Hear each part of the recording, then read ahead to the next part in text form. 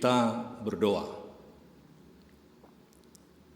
Damai sejahtera Allah yang melampaui segala akal, itulah yang memelihara hati dan pikiranmu di dalam Kristus Yesus Tuhan kita. Amin. Saudara-saudara yang dikasihi Tuhan Yesus, firman Tuhan yang akan kita dengarkan pada minggu pertama setelah Trinitas terambil dari kitab Injil Lukas pasal 12 ayat 13 sampai 21. Sedemikian firman Tuhan. Seorang dari orang banyak itu berkata kepada Yesus, "Guru, katakanlah kepada saudaraku supaya ia berbagi warisan dengan aku."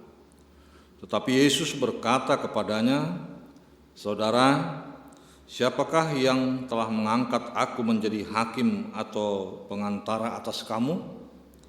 Katanya lagi kepada mereka, "Berjaga-jagalah dan waspadalah terhadap segala ketamakan, sebab walaupun seorang berlimpah-limpah hartanya, hidupnya tidaklah tergantung daripada kekayaannya itu." Kemudian dia mengatakan kepada mereka suatu perumpamaan, katanya, "Ada seorang kaya, tanahnya berlimpah-limpah hasilnya. Ia bertanya dalam hatinya, 'Apakah yang harus aku perbuat sebab aku tidak mempunyai tempat di mana aku dapat menyimpan hasil tanahku?' Lalu katanya, 'Inilah yang akan kuperbuat. Aku akan merombak lumbung-lumbungku dan aku akan mendirikan yang lebih besar dan aku akan menyimpan di dalamnya segala gandum dan barang-barangku. Sesudah itu aku akan berkata kepada jiwaku, jiwaku, ada padamu banyak barang, tertimbun untuk bertahun-tahun lamanya. Beristirahatlah, makanlah, minumlah dan bersenang-senanglah.' Tetapi firman Allah kepadanya, 'Hai orang bodoh, pada malam ini juga jiwamu akan diambil daripadamu dan apa yang telah kau sediakan untuk siapakah itu nanti?' Demikianlah jadinya dengan orang yang mengumpulkan harta bagi dirinya sendiri, jikalau ia tidak kaya di hadapan Allah." Sedemikian pembacaan firman Tuhan di minggu ini. Saudara-saudara yang kasih Yesus, tentunya dalam hidup ini banyak orang menganggap bahwa jaminan kehidupan jika ia memiliki kekayaan material. Dan ini mungkin hampir persis sama dengan falsafah orang Batak. Apa itu? Hamoraon, hagabion, dotasangapon. Salah satu di antara yang tiga itu bagi orang Batak itulah yang paling tinggi. Padahal kalau ketiganya tidak lengkap adalah sesuatu yang paling tidak disukai orang Batak. Untuk itu saudara-saudara, kita akan perhadapkan dengan firman Tuhan saat ini ketika semua orang mempunyai tujuan hidup. Jika kekayaan material, katakanlah dia makan, senang-senang, minum dan lain sebagainya, bahwa hidup ini dia yang menentukan bukan Allah. Itu sebabnya puncak kehidupannya dia akan nikmati sama seperti falsafah orang Yunani, carpe diem. Petiklah hari ini, nikmati sebesar-besarnya apa yang bisa memuaskan hidup ini. Oleh sebab itu kekayaan material menjadi jaminan kehidupannya. Manusia akan merasa aman dalam hidup ini dan dia akan anggap pemberian Allah semata itu adalah belum sempurna bagi yang membanggakan, mendewakan harta. Manusia lupa, saudara-saudara, bahwa Yesus juga adalah kehidupan bagi setiap orang. Dan ini sangat menentukan, khususnya bagi orang beriman. Apa artinya hidup ini sebenarnya, saudara-saudara? Apa sementara atau ada tujuan lain yang akan dicapai? Sebagai orang beriman, orang percaya, kita akan berkata di balik kehidupan yang kita raih selama ini ada satu masa kekal yang akan kita nikmati, yaitu kehidupan surgawi. Sehingga kita tidak bisa lepas dari kenyataan hidup antara manusia dengan Allah pencipta. Kehidupan itu adalah kita sendiri dan kita adalah kehidupan itu. Namun kadangkala kalau kita selami semakin dalam, acap kali kehidupan yang sesungguhnya jauh dari kita. Itu sebabnya banyak orang mengeksploitasi kehidupan itu, dimanipulasi dan lain sebagainya, bahkan dihancurkan. Kita bukanlah tuan atas kehidupan kita sendiri, saudara-saudara. Itu sebabnya nats ini mengajar kita bagaimanakah menjauhi ketamakan. Yesus menawarkan firman-Nya pada kita saat ini. Yang pertama, jauhilah ketamakan. Bapak Ibu saudara-saudara yang kasih Yesus, adalah suatu kelumrahan memang. Kita diperhadapkan dengan nats ini, bagaimana satu keluarga anak-anak berbagi harta warisan yang telah ditinggalkan orang tuanya. Tentu mereka akan punya komitmen, persetujuan, kesepakatan dalam pembagian harta tersebut. Dan ada kalanya selagi orang tua hidup, orang tuanya sangat bijak, mulai membagi harta warisan itu.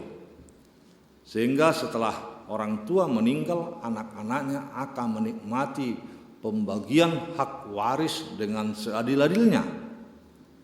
Namun bagaimana jika orang tua sudah meninggal, dia tidak tinggalkan berupa catatan khusus untuk pembagian hak waris, dan ini menjadi persoalan saudara-saudara. Bahwa anak-anak sering berebut harta, anak-anak cekcok dan bahkan sampai ke pengadilan. Dan ini merupakan kesia-siaan atas apa yang telah dilakukan orang tua di pandangan orang banyak terhadap keluarga tersebut.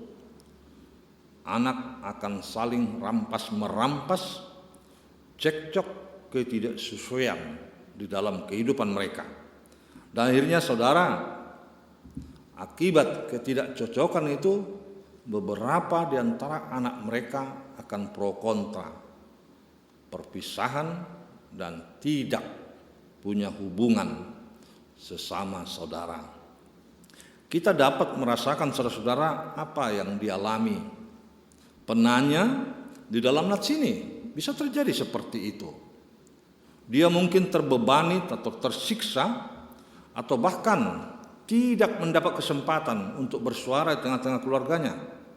Bagaimana dia menyampaikan pendapat, atau barangkali saudara-saudaranya menguasai cakapan, atau tidak adil dia akan pikirkan terhadap warisan orang tuanya. Namun yang pasti saudara-saudara, di benak si penanya dalam nats ini, dia hanya mengutamakan pembagian harta warisan orang tuanya, tidak turut serta di dalam hal bagaimana keadilan berlaku.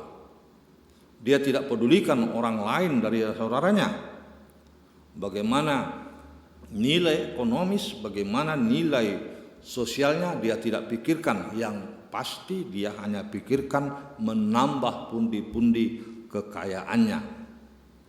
Dan kita akan rasakan barangkali juga saudaranya sudah mapan, atau bahkan dia yang sudah mapan, tetapi apa yang dikatakan dijangkau Yesus pemikiran seseorang tersebut yang menanyakan bagaimana dia boleh mendapat hak waris.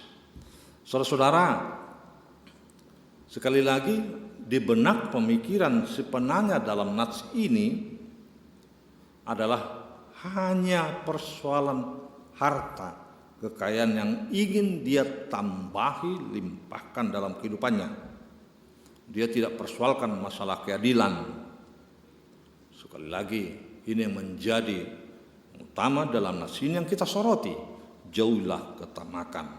Sehingga Yesus membuat satu perumpamaan saudara-saudara tentang orang kaya yang bodoh, dan dia ungkapkan pertama sekali dalam 15a, berjaga-jaga dan waspadalah terhadap segala ketamakan.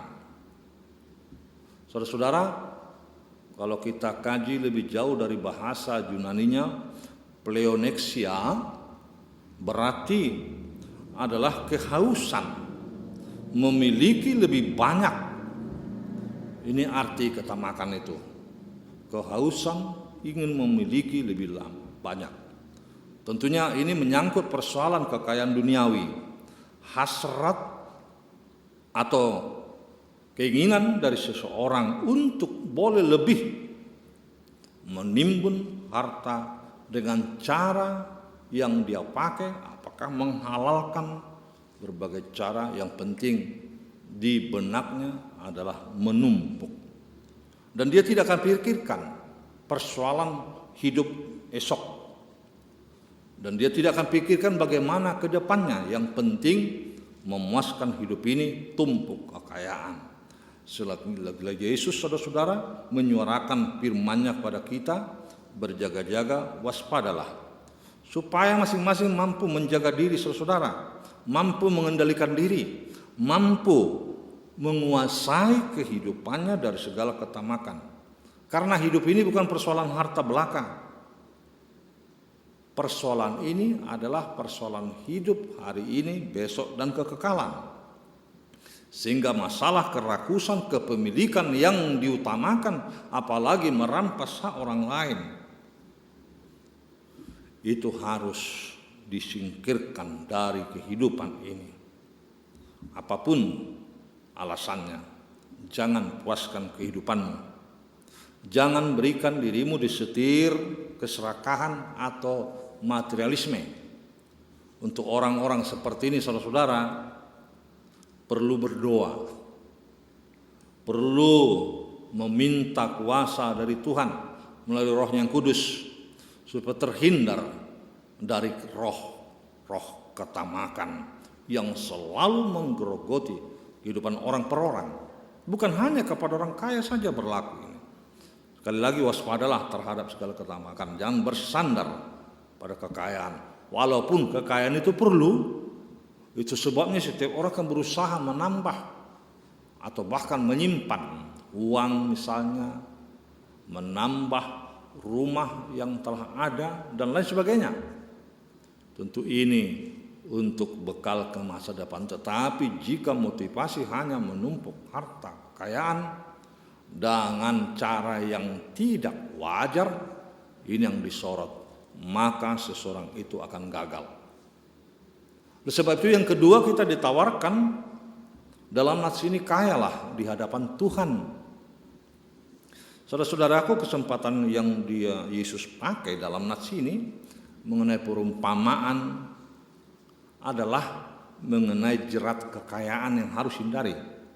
Seseorang yang sudah kaya menganggap dirinya pintar dan tahu berhitung, saudara-saudara, membangun lumbung besar untuk menyimpan gandumnya. Di dalam nats ini, selesai dia bangun, dia berkata, "Hai jiwaku, ada padamu banyak barang, minumlah dan makanlah, bersenang-senanglah," dan lain sebagainya, yang dia pikirkan hanya untuk kenikmatan semata. Tentu kalau lebih kita kaji jauh, dia bukanlah orang kaya baru. Dia sudah kaya kian. Tetapi saudara-saudara, bagi mereka yang mendengar apa yang dikatakan Yesus tentang orang kaya seperti ini, tentu rasa iri. Wah, ini bagaimana orang kaya ini bodoh di tengah-tengah kekayaannya. Itu yang pasti.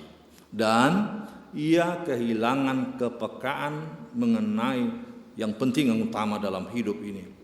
Ia mengira bahwa kekayaannya dapat mengendalikan hidupnya, sehingga kekayaan itu membuat dia sombong, menolak berbagi pada orang lain, menyimpan kekayaannya itu hanya untuk diri sendiri, dan tidak memperhitungkan dari mana sumber kehidupan harta yang dia, walaupun ada usahanya, tapi dia lupakan hal yang Tuhan. Saudara-saudara, Yesus menyebutnya sebagai orang bodoh, orang kaya yang bodoh. Hidupnya adalah pemberian dan pinjaman belaka sebenarnya dari Tuhan Allah. Dan ini tidak dia sadari. Orang kaya itu bukan sama sekali Tuhan atas hidupnya, bukan. Sebab itu haruskah kita boleh menyerahkan hidup ini pada kehidupan yang tidak pasti? Jawabannya, jangan. Jangan berikan hidupmu ketidakpastian. Sekali lagi pertanyaan yang berikut, apakah hidup ini bermakna atau tidak bermakna? Yesus menyadarkan orang yang meminta ini akan arti kehidupan yang penuh, yang sesungguhnya di dalam diri orang beriman. Apa itu? Bahwa hidup ini berkelimpahan, hidup ini berkecukupan hanya datangnya dari Tuhan. Tujuan hidup ini bukan sementara, tetapi adalah kekekalan di masa mendatang. Itu sebabnya kalau seseorang kaya, kalau seseorang mempunyai harta yang banyak, memang boleh dia pakai untuk kesenangannya, tetapi ingat orang lain di sekitarnya ada. Itu sebabnya Yesus pernah berkata, orang miskin itu selalu ada di sampingmu. Saudara-saudara yang kasih Yesus, kehidupan tanpa tujuan meskipun penuh dengan kekayaan materi adalah kehidupan yang sangat miskin sebenarnya. Mengapa, saudara-saudara? Itulah ada yang kurang di dalam hidupnya. Sebaliknya kehidupan yang punya tujuan meskipun kekurangan dalam hal materi, itulah kehidupan yang berkelimpahan. Hidup berarti demi tentang Allah. Bekerja berarti saudara-saudara untuk kehidupan bersama Allah. Hidup yang berkelimpahan yang dijanjikan Yesus, saudara-saudara, telah mengalahkan perhambaan kepada dunia. Dunia harus taklukkan, dunia harus dibebaskan. Maksudnya dalam hidupnya bebas dari keterkungkungan materialis belaka. Itu sebabnya Yesus mengingatkan setiap orang percaya di dalam perumpamaan ini agar tidak licik, melainkan menjadi orang yang bebas dan aman dengan mempercayakan dirinya dengan Allah dan hanya mengandalkan Tuhan Allah. Orang kaya yang hanya mengejar kekayaannya belaka itu adalah orang yang loba, tamak, egois, saudara-saudara. Dan inilah orang yang bodoh. Jadilah kaya di hadapan Allah. Carilah dahulu kerajaan Allah dan kebenarannya. Arahkan hidupmu. Itu yang utama. Dan bersyukurlah atas segala sesuatu yang diberikan Tuhan Allah kepadamu. Hidup bukan hanya menerima, saudara-saudara, tetapi juga adalah memberi. Moloholan majalo do taboto dan kia nangalehon masih pikiran hajur mau nisa sahalak ahalak batak sa sitongna bakona dan sile maulo majalo ale mau lihat di jalo museo odoh repotna. Saudara-saudara, keagungan atau makna keluhuran hidup ini bukan dengan apa yang ada, itu bukan tolok ukur, tetapi apa yang kita beri. Menjadi manusia adalah menerima dan memberi. Tidak mau menerima adalah juga tinggi hati. Tetapi sebaliknya tidak mau memberi adalah kekerasan hati, saudara. Kita harus menjadi berkat terhadap orang lain. Tuhan mau dan berkenan jika seseorang dipakai untuk menjadi berkat terhadap sesama, berkat terhadap dunia sekitarnya, terhadap keluarganya. Itu sebabnya hidup ini bukan hanya untuk kita nikmati belaka, tetapi berbagi kepada orang lain. Kita harus ingat tidak semua orang kaya adalah tamak. Bisa terjadi ketamakan itu terhadap siapa saja. Hati-hati. Kalau disoroti di sini hanya orang kaya kan tersinggung kawan-kawan yang punya harta banyak. Tetapi kekayaan yang dimaksud di sini adalah yang menjadi dewanya. Hati-hatilah akan roh kerakusan. jauhilah ketamakan, sehingga kita boleh kaya di hadapan Allah, boleh memberi, dan boleh berbagi berkat yang kita terima. Itulah yang terbaik. Tuhan memberkati saudara. Kita berdoa. Bapa, terima kasih Tuhan atas kesempatan kami mendengar firman-Mu. Ajar kami memakai yang ada pada kami, dan kami boleh berbagi terhadap orang lain. Janganlah ada roh ketamakan, roh kerakusan di dalam hidup kami, tetapi adalah roh yang boleh dan mau memberi, berbagi. Bukan roh ketamakan yang membuat kami semakin gelap mata, bahkan semakin jauh dari Tuhan. Jikapun itu terjadi dalam kehidupan kami, ampunkan kami dari segala kesalahan tersebut, dan mampukan kami untuk mengerti kehendak Tuhan, karena berkat yang kami terima adalah pemberian-Mu belaka. Berkati saudara-saudara kami yang boleh dan mau memberi. Berkati juga saudara-saudara kami yang hanya boleh menerima, karena tidak ada yang diandalkan boleh diberikan kepada orang lain. Orang tersebut Tuhan berkati, dan sehingga orang lain boleh berbagi, berkeadilan, solidaritas ditingkatkan dalam hidup orang beriman, terutama di dalam menghadapi masa-masa transisi ini, kehidupan new normal ini Bapa. Walaupun kami merasakan PSBB yang masih ada, kami melihat penderitaan orang-orang sekitar kami, sehingga kami boleh tergugah membantu turut serta ambil bagian di dalam memberi apa yang ada pada kami, sehingga kami menjadi berkat terhadap orang lain. Terpujilah nama-Mu, berkati orang per orang kelompok yang boleh berbagi rasa atas kehidupan ini, karena semuanya adalah karena pemberian Tuhan semata. Terima kasih atas firman-Mu, terima kasih atas gereja-Mu, terima kasih atas bangsa dan pemerintah kami. Tuhan senantiasa berkati, jauhkan dari segala penyakit penderitaan yang semakin membebani ini, tapi lepaskanlah kami dari belenggu dosa. Dan demikian kami, Tuhan, tetap pakai menjadi alat kesaksian-Mu, alat berkat-Mu, untuk boleh memberi dan kaya di hadapan Allah. Bukan kekayaan itu menjadi yang utama, tetapi kekayaan itu kami boleh pakai menjadi saluran berkat terhadap orang lain. Di dalam nama Yesus Kristus kami berdoa seraya mengucap syukur. Terima kasih Tuhan. Amin. Kita angkat pujian sambil mengumpulkan persembahan. Kita bernyanyi.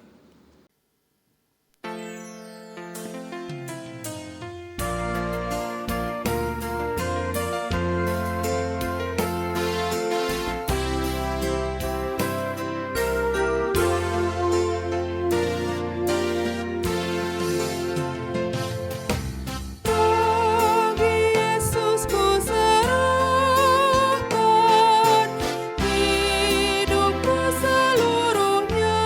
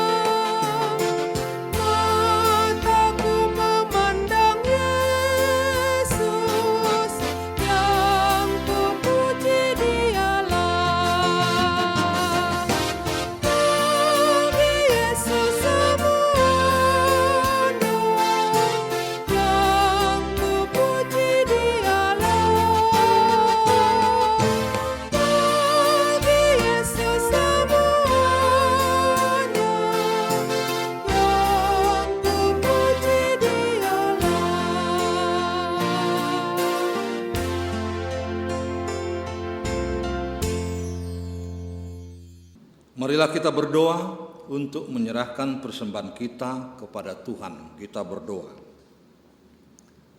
Ya Allah Bapa kami yang di surga, kami mengaku bahwa Tuhan adalah sumber dari segala karunia yang melimpah dalam kehidupan kami masing-masing. Sebagian daripada karunia itu kami serahkan kembali sebagai persembahan kepada Tuhan.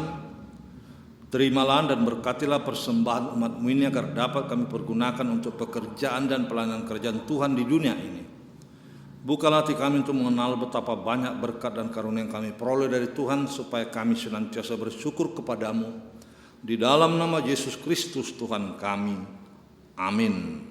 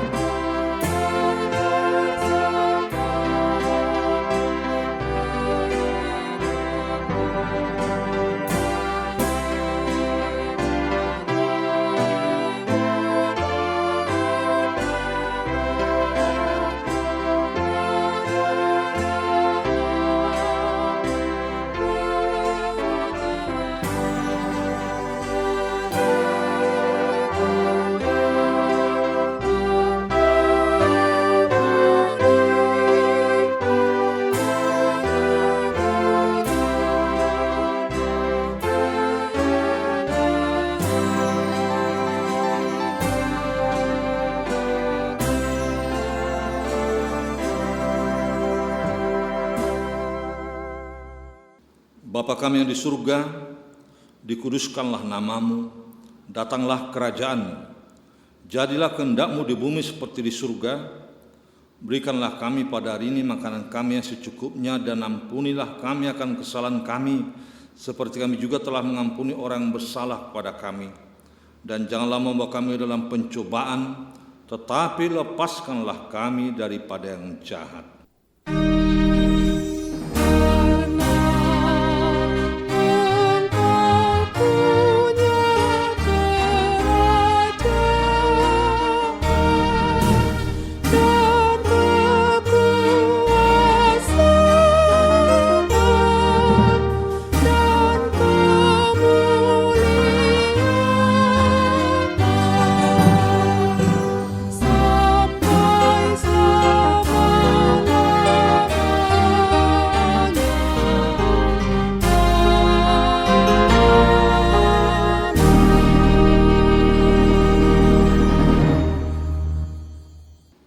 Terimalah berkat dari Tuhan Allah.